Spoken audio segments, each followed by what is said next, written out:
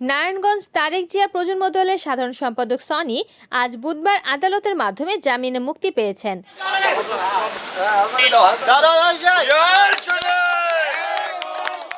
দুপুরে তিনি কারাগার থেকে বের হন। দীর্ঘদিন ধরে বিভিন্ন মামলায় কারাবন্দী থাকার পর সনির জামিনে মুক্তি প্রজন্ম দলের নেতাকর্মীদের মধ্যে স্বস্তি ফিরিয়েছে। অন্যদিকে স্থানীয় রাজনৈতিক মহলে সনির মুক্তিকে ঘিরে আলোচনা সমালোচনা শুরু হয়েছে। এক পক্ষ মনে করছে তার জামিনে মুক্তি প্রজন্ম দলকে আরো সংগঠিত করবে, তবে ভিন্ন মত পোষণকারীরা বলছেন তার বিরুদ্ধে আনা অভিযোগগুলো নিরপেক্ষভাবে তদন্ত হওয়া প্রয়োজন। জামিনে মুক্তির পর তিনি দলীয় নেতাকর্মীদের সঙ্গে শুভেচ্ছা বিনিময় করেন এবং সাংগঠনিক কর্মকাণ্ডে আরো সক্রিয় হওয়ার ঘোষণা দেন। কারাগার থেকে বের হওয়ার পর তাকে ফুলের শুভেচ্ছা জানানো হয়। এ সময় উপস্থিত ছিলেন মোহাম্মদ মানিক সর্দার, মোহাম্মদ শফিক, মোহাম্মদ উজ্জ্বল, মোহাম্মদ বাহার, মোহাম্মদ সজীব, মোহাম্মদ মিজান সহ কয়েকশো নেতাকর্মী।